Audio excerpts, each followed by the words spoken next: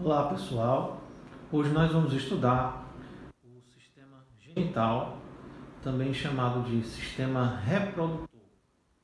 A função reprodutora é uma das funções mais importantes para definir os seres vivos, porque é a função que permite que uma determinada espécie se perpetue na natureza.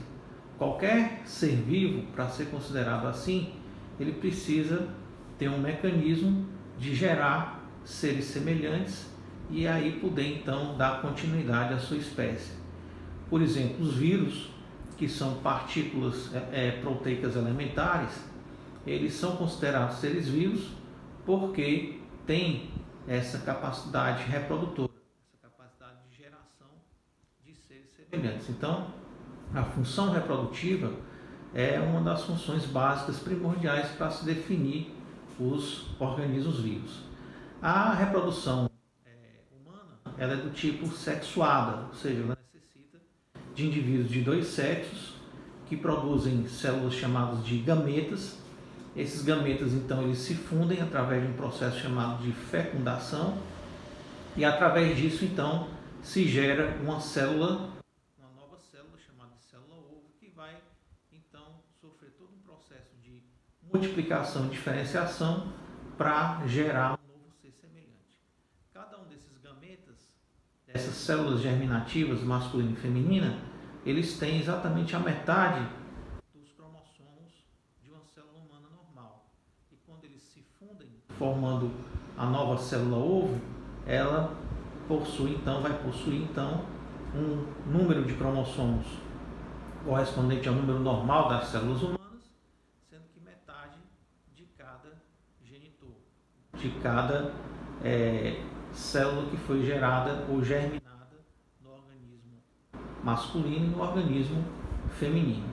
Daí então, como a reprodução humana é sexuada, os órgãos sexuais, os órgãos genitais, eles são diferenciados no indivíduo do sexo masculino e no indivíduo do sexo feminino, que apresentam então detalhes morfológicos e funcionais diferenciados. No caso do sistema genital masculino, observando a pelve masculina, nós vemos que a maior parte dos órgãos genitais masculinos ele fica localizado externamente, na região do períneo, que é essa parede externa inferior da pelve masculina. O períneo ele é dividido em duas porções. Você tem a porção urogenital anterior, onde fica a uretra e os órgãos genitais externos, e a porção anal posterior, onde fica a abertura do canal anal. Na parte urogenital masculina, nós encontramos anteriormente o pênis, que é o órgão copulador masculino, e por trás dele uma bolsa membranosa chamada de bolsa escrotal. A membrana que forma a bolsa escrotal é chamada também de escroto. E no interior dessa bolsa nós encontramos um conteúdo formado por um par de testículos, pela primeira porção das vias espermáticas, formadas pelo epidídimo e pelo ducto deferente. Ambos ficam presos, então, nessa região mais anterior do períneo masculino, na chamada região urogenital do períneo masculino. Os testículos, eles são as chamadas gônadas, ou glândulas genitais masculinas. Eles têm duas funções principais: a produção dos hormônios masculinos e a produção do gameta masculino, que é o espermatozoide. A partir de um determinado momento do desenvolvimento humano, chamado de puberdade, as glândulas sexuais elas começam a produzir em grande quantidade esses chamados hormônios sexuais. E esses hormônios vão ser responsáveis por um conjunto de modificações no corpo para definir os indivíduos de cada sexo, masculino e feminino. No caso do homem, os hormônios são principalmente a testosterona, que é produzida então pelos testículos, e é jogada na circulação sanguínea e vai determinar uma série de modificações no corpo. Tanto modificações estéticas, externas, chamadas de caracteres sexuais secundários, como timbre de voz, distribuição muscular, desenvolvimento glandular, distribuição de pelos e assim por diante. E também modificações internas, que é exatamente a maturação dos órgãos genitais preparando esses órgãos para a função reprodutora. Os testículos são estruturas ovaladas, eles têm uma superfície lisa formada por uma membrana chamada de túnica albugínea e no seu interior nós encontramos aqui uma série de pequenos canais enovelados. Esses canais são chamados de túbulos seminíferos e é no interior desses túbulos seminíferos que são produzidos os espermatozoides. Por trás de cada testículo fica essa estrutura alongada, que é chamada de epidídimo, onde os espermatozoides, depois de produzidos, vão ser armazenados. O epidídimo é alongado, fica fixado na borda posterior dos dois testículos e é dividido em três partes. Nós temos a cabeça do epidídimo, essa parte mais superior, uma parte mais alongada que é o corpo do epidídimo e uma parte que se dobra para trás e para cima, chamada de cauda do epidídimo. Dentro da bolsa escrotal, nós encontramos então dois compartimentos. Ela é dividida por uma parede central, chamada de septo da bolsa escrotal, e dentro de cada compartimento, direito e esquerdo, você encontra então um conjunto formado pelos dois testículos, os dois epidídimos e a primeira porção do ducto deferente. Depois que a cauda do epidídimo se dobra para trás, ela se continua para cima através de um fino ducto, que é chamado então de ducto deferente. A bolsa escrotal, ela faz tanto isolamento mecânico como isolamento térmico do seu conteúdo. Ela é formada por 7 camadas, sendo a primeira camada de pele, que reveste também o períneo e também o pênis. Depois você tem camadas musculares, camadas gordurosas e também fáscias, que são derivadas do peritônio pélvico. Todas essas camadas servem para isolar termicamente o conteúdo, principalmente os testículos, porque o funcionamento ideal dos testículos é em torno de 2 graus abaixo da temperatura normal do corpo. Então, se a temperatura do corpo varia em torno de 37 graus, a temperatura no interior da bolsa escrotal ela deve variar em torno de 35 graus. A musculatura que envolve essa bolsa, ela serve também para regular essa temperatura. Se você está numa temperatura muito quente, ela afasta o seu conteúdo do corpo para perder calor. Ao contrário, se você está numa temperatura fria, baixa, ela aproxima a bolsa e o seu conteúdo do corpo para absorver o calor do corpo.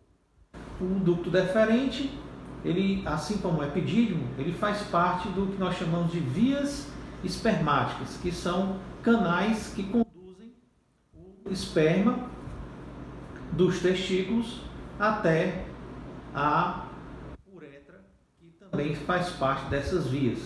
As vias espermáticas começam no epidídimo, onde ocorre o armazenamento dos espermatozoides, depois passa para os ductos deferentes. Os ductos deferentes eles penetram na cavidade pélvica através de uma passagem chamada de canal ignal e vão terminar aqui por trás da próstata. A próstata é uma glândula exclusiva do aparelho genital, do sistema genital masculino, e fica presa aqui no colo da bexiga masculina, abaixo da bexiga masculina. Os dois ductos deferentes eles se abrem aqui por trás da glândula prostática, da próstata, e vão então se abrir ao nível da primeira porção da uretra masculina, que é a uretra prostática, que é a parte da uretra que atravessa a próstata.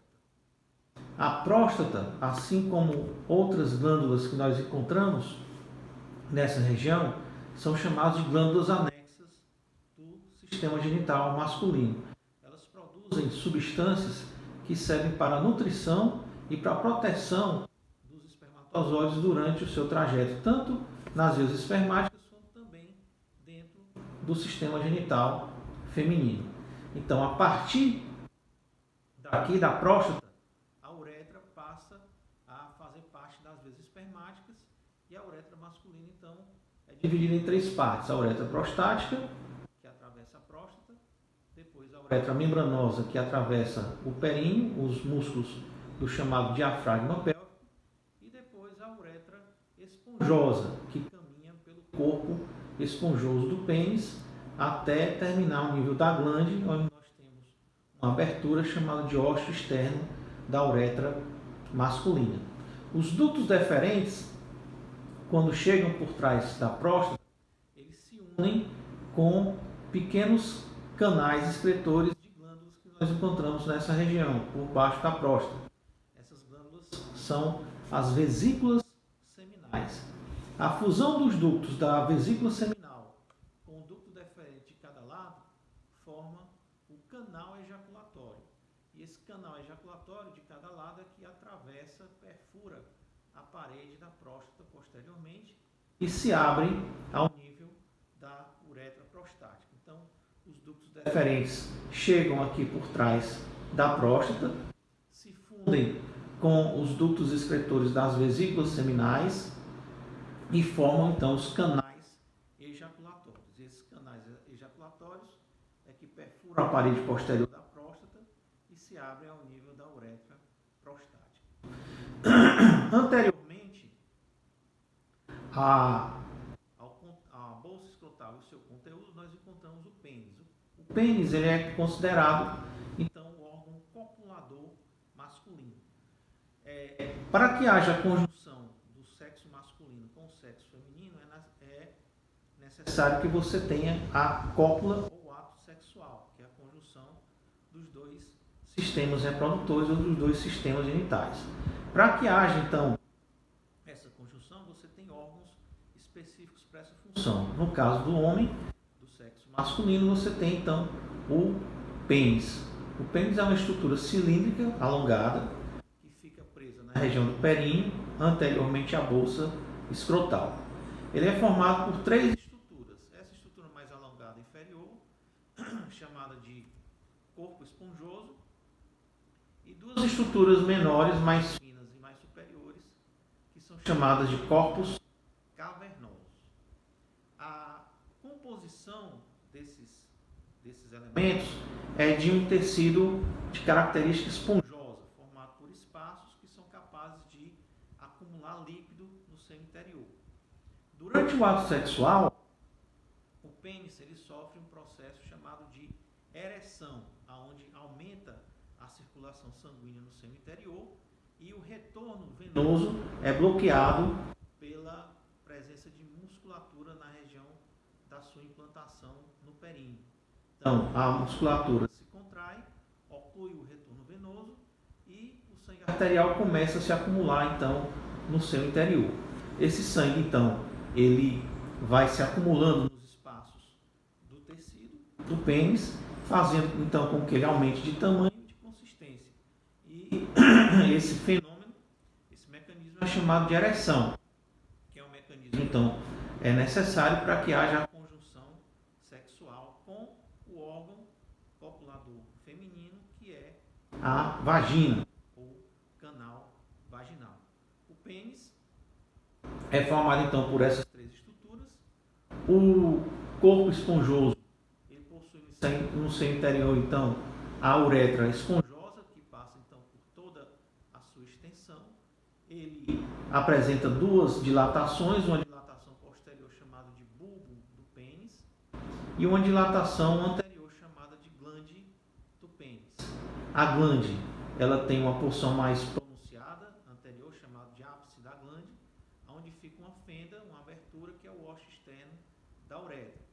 Por trás da glande fica um anel mais dilatado, chamado de coroa do pênis, e por trás da coroa ficam superiormente, paralelamente, os dois corpos cavernosos.